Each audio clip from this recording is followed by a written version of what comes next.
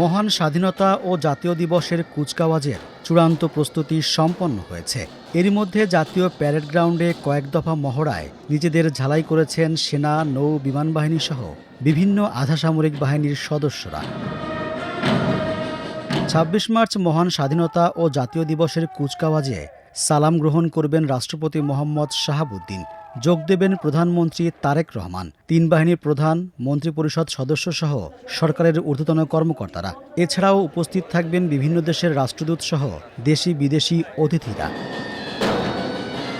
২৪ March মহড়ার শেষ দিনে সকাল ৮:৩০টায় প্যারেড গ্রাউন্ডে দেখা যায় প্রস্তুতিতে ব্যস্ত সময় পার করছেন সেনা, নৌ, বিমান, coast guard, police, BGB, jail police সহ বিএনসিসি সদস্যরা।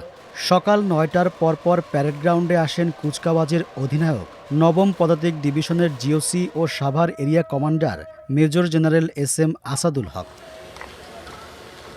প্যারেড গ্রাউন্ডের দক্ষিণ দিক থেকে ঘোড়া দাপিয়ে মঞ্চের সামনে আসেন কুচকাওয়াজের অধিনায়ক।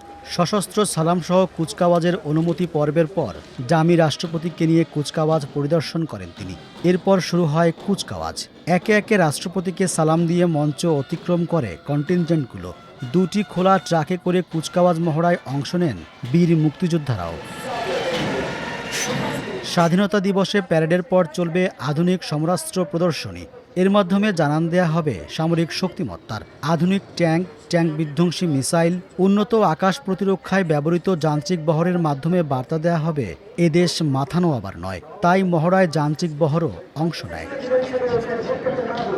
প্রদর্শনীর শেষভাগে ফ্লাইপাস্টে অংশ নেবেন বাংলাদেশ বিমান বাহিনীর সদস্যরা।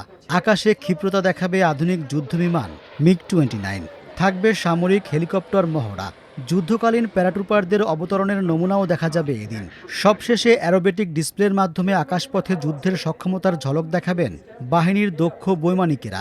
মহড়ায় তারা শেষবারের মতো নিজেদের প্রস্তুতি সেরে নেন।